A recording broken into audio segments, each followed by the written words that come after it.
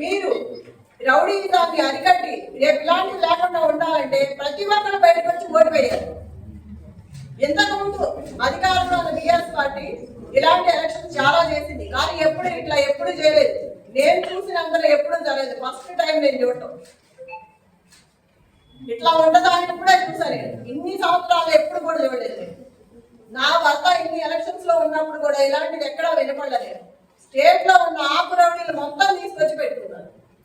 అంత దౌర్భాగ్యమా? అంత భయం ఎందుకు? అంత భయపెట్టాల్సిన అవసరం ఏముంది?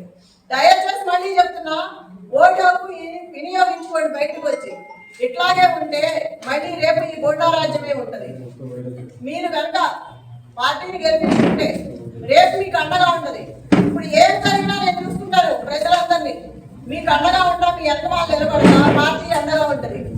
ఏదైనా సరే 13వ తారీఖు వరకు ఎంత ఇబ్బంది అయినా పెట్టండి, ఎంతైనా భయపెట్టండి, కానీ 14వ తారీఖు తర్వాత మాత్రం మాదే. అప్పుడు చెప్తాం ఒక్కొక్కళ్ళ పని ఎవడేంటని. అప్పుడు చూసుకుంటాను నేను ఎవరేం చేస్తారో గుర్తు పెట్టుకుంటాను. పనికి మళ్ళీ ఆకురౌడి కూడా వివరించి మాట్లాడుతున్నాడు. ఇవాళ పోలీసులు కూడా మహిళలను చూడకోకుండా ఎట్లా పడితే అట్లా మాట్లాడుతున్నారు. ఇందాక సురేష్ యాదవ్ ఎంత వల్గర్గా మాట్లాడుతున్నాడు. లేడీస్ సపోర్ట్ లేకపోతే పిచ్చిగా మాట్లాడుతున్నాడు.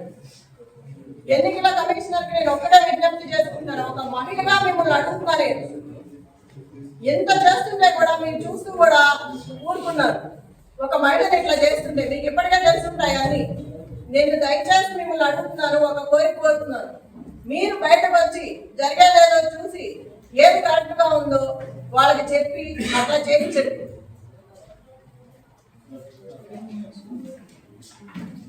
బట్టి విక్రమార్క మొత్తం జూబ్లీస్ అంతా రౌండ్ చేస్తాడు. అవసరం ఏంటి? ఎమ్మెల్యే అతనికి ఏం పని టేబుల్ దగ్గర చిటీ ఇవ్వడం అవన్నీ అతనికి ఏం అవసరం? అసలు వీళ్ళందరూ రావాల్సిన అవసరం ఏంటి? విప్పులు కానీ ఎమ్మెల్యేలు కానీ మినిస్టర్లు కానీ వీళ్ళందరూ రాత్రి నుంచే తిరుగుతున్నారు. అవసరం ఏంటి జూబ్లీస్ లో? వీళ్ళకి లోకల్ నాన్ లోకల్ మాట్లాడుతున్నారు. మరి రజియా ఇంటికి వెళ్ళి బోర్వాడలో సైట్ 3లో ఆ అమ్మాయి కూర్చుందని గట్టిగా మాట్లాడుతుందని ఇంటికి వెళ్ళి గొడవ చేశారు రౌడీలు. పోలీసులు ఆ అమ్మాయి మీద కూడా గొడవ చేశారు.